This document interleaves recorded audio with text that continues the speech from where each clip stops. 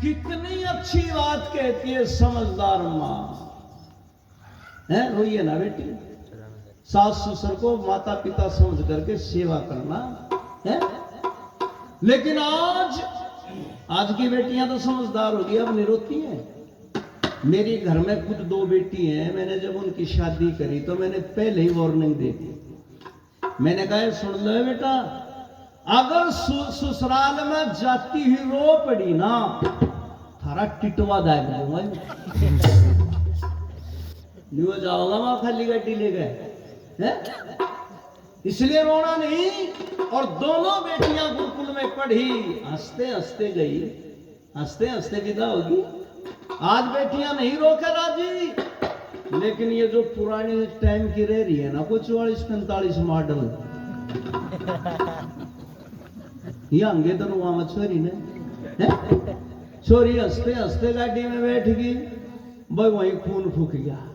देख बेशरम, कितनी बेशरम।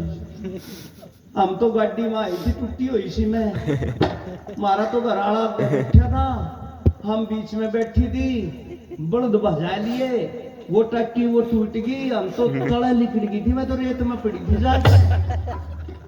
और जब मैं विदा हुई ना, देखिया तो चुप कर बैठ गई, बेटे का ढूंगा लाया है। रोई को नहीं, क्या न रोए थी, जाके राजी थी जाके बता। बोला तो ना मोल ले आए थे तो बिना राजी आई थी।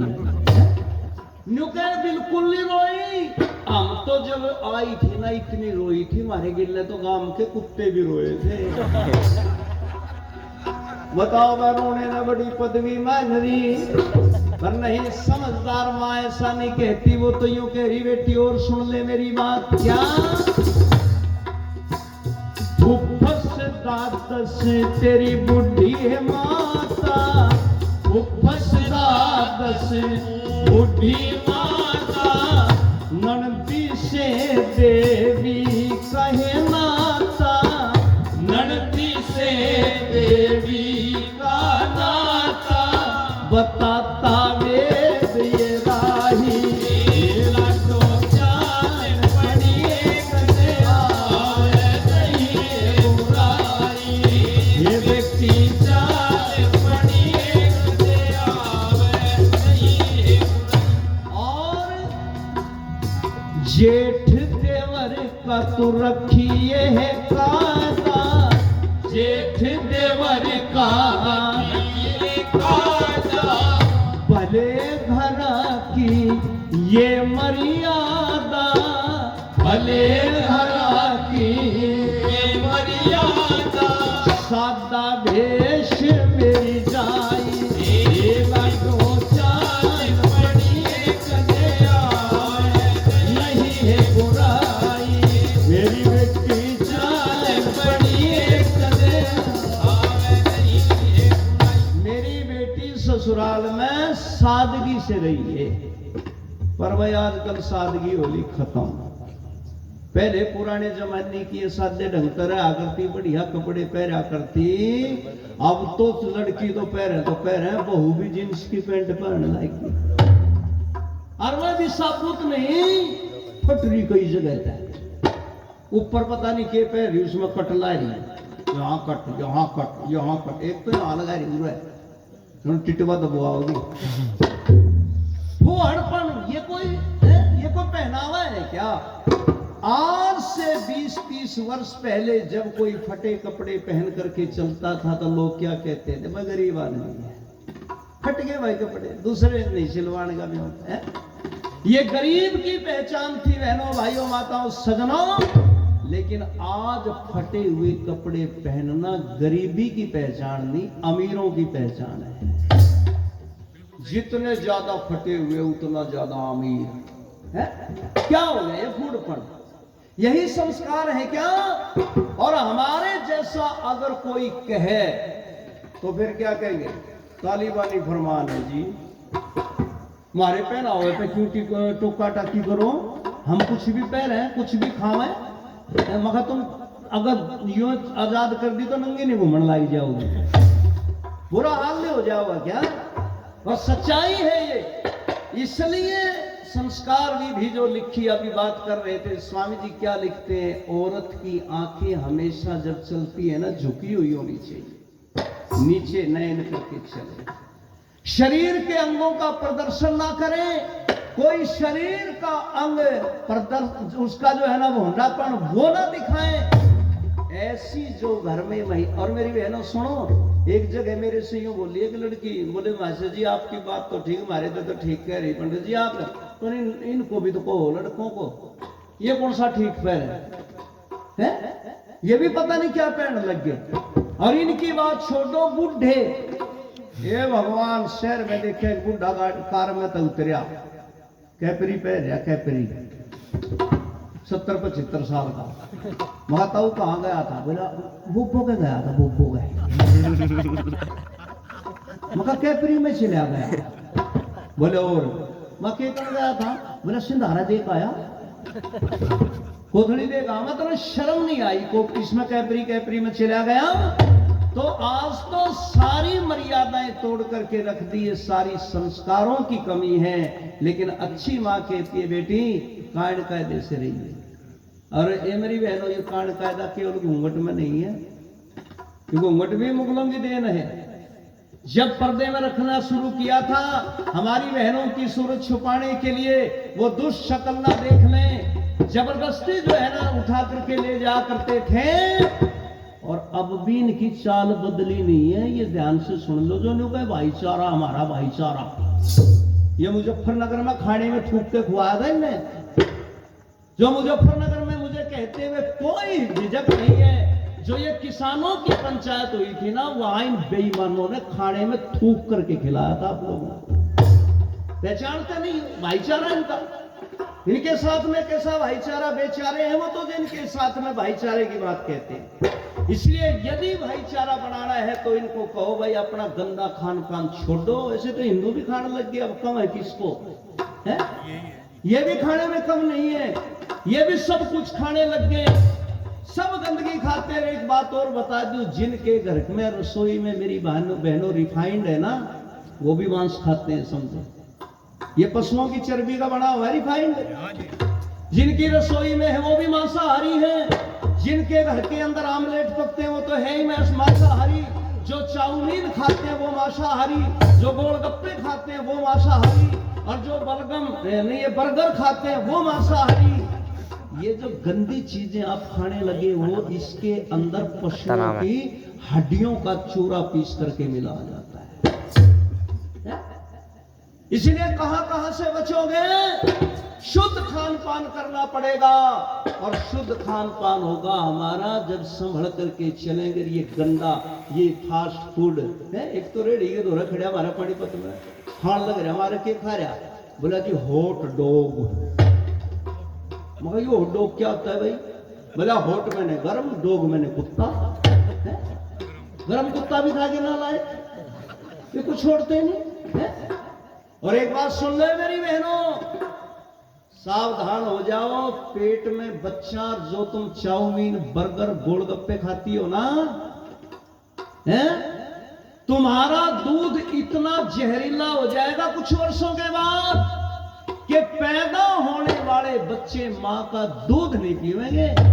और यदि जबरदस्ती पिलाने का प्रयास किया तो वो बच्चे दूध पी करके मरेंगे, उनकी मौत हो जाएगी। इसलिए खान पान सुधार लो। दूध घी पे मक्खन पे आ जाओ, गुड़ शक्कर के ऊपर आ जाओ। और ये बाजार का जो फास्ट फूड का खाना है ये बंद कर दो। क्या करूं, समय का तगाजा है, इसलिए भाई इतनी बातें दिमाग में थी। कईयों की मांग तो ये थी जी इतिहास सुनाइयो, कईयों की मांग ये थी जी ये गीत सुनाइयो, ये भजन सुनाइयो, पर समय नहीं है इतना। मैं तो एक बात कहा करता हूं, कभी कथा सुननी, इतिहास सुनना है, हरपाल जी बैठे हैं तो मुझे अकेले को बुलाओ, रात के कार्यक्रम रखो, उनमें सुनो आप कथा। और नहीं तो इतिहास सुनना तो भाई कोई अपने बेटे की पोते के ब्याह में बुलाओ, जब सुनाऊंगा। यहाँ पर चली थी 24 मिनट, 24 मिनट में कौन कौन सा रोना रो, क्या क्या सुनाऊं इसमें है? संचालक को भी दिक्कत हो जाती है, टाइम ना दे तो नाराज। इकबाल अच्छा बनाया भाई, ये तो टाइम नहीं देता। एक तो यूं ही कह रहा बोले आप तो आप पे खाओ है। अरे कभी कभी तो मौका लगे तो ये नहीं बोलने दो। क्या कही सही है या सही कही या कहीं सही है। तो इसलिए वो सुनो अच्छी माँ जो संस्कार दे करके भेजती है। दो बात और कह दी बस वो सुनोगी।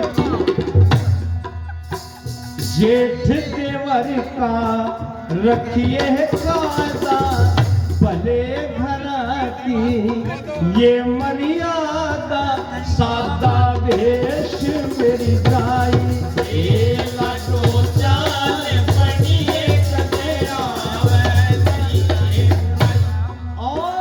रहिए सासरे शर्म काढ़ते रहिए सासरे शर्म काढ़ते मन जो सुना है तेरा खोट कानते मन जो सुना है तेरा खोट कानते जानते मारूंगी कर जो तेरी गलती खाई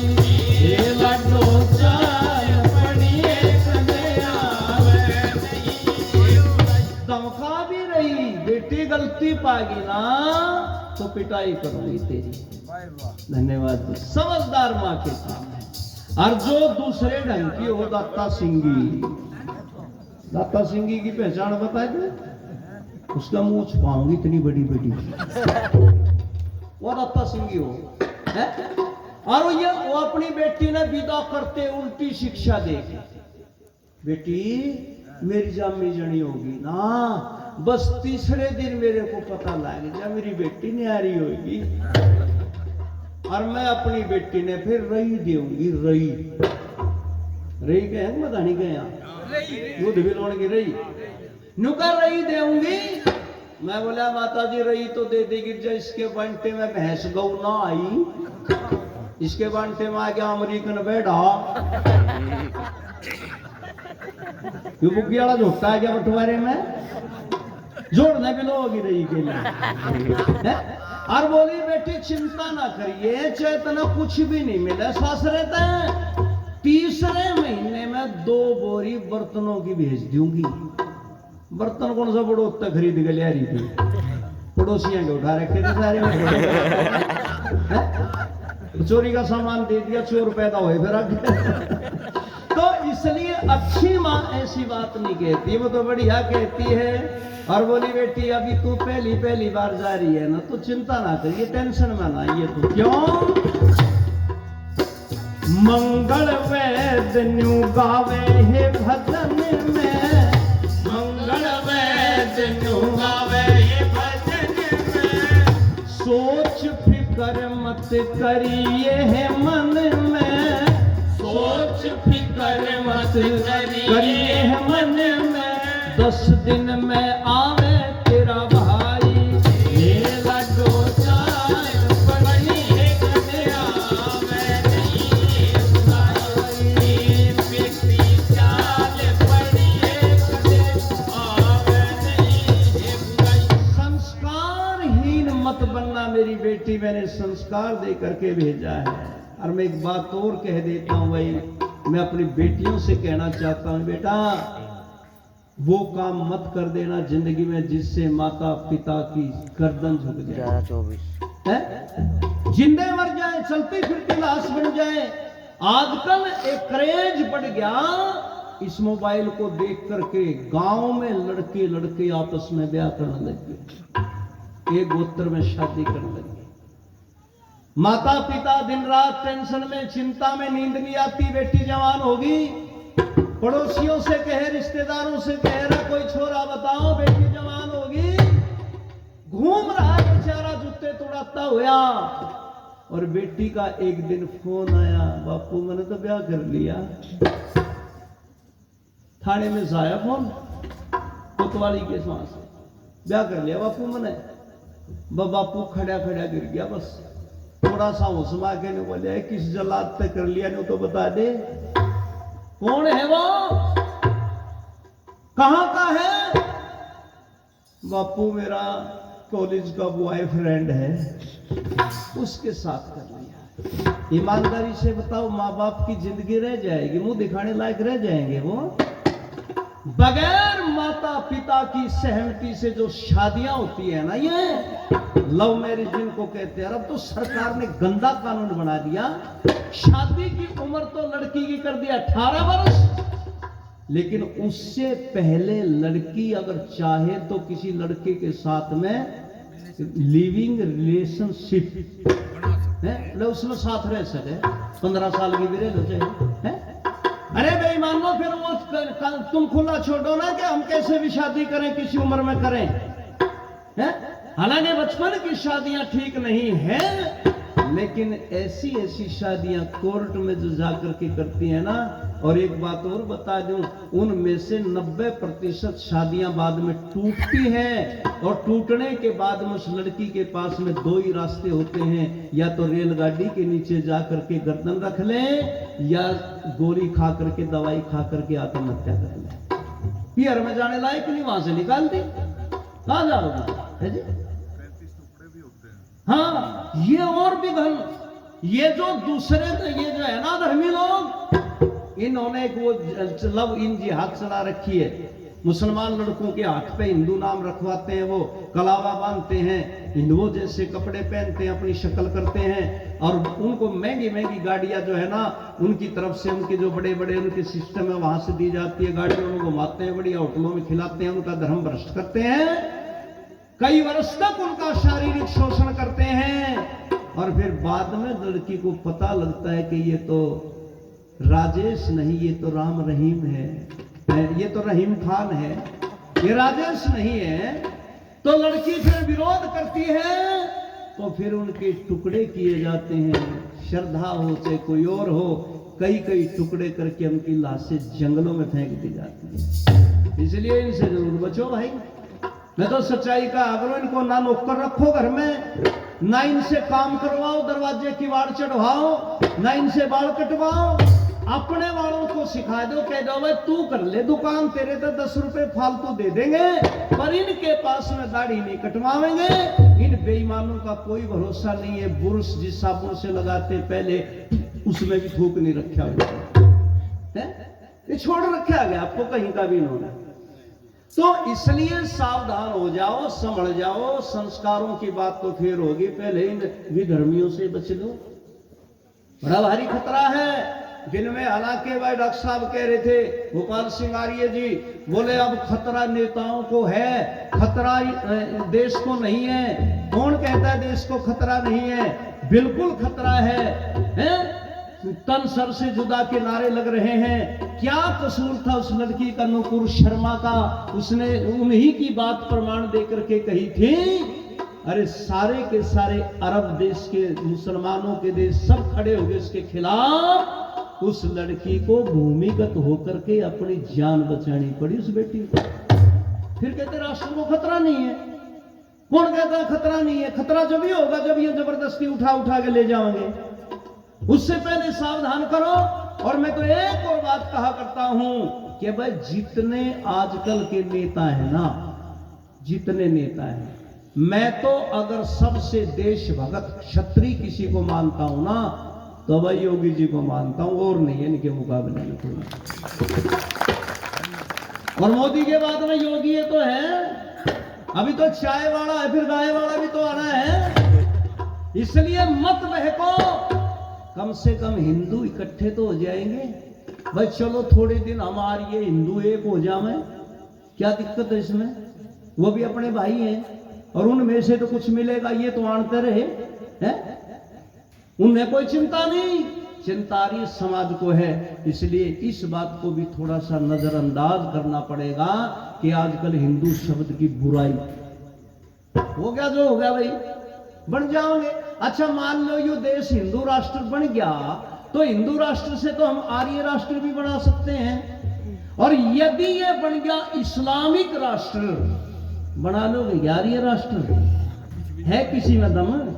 नहीं बनेगा ना, अपने आप ही बचना मुश्किल हो जाएगा।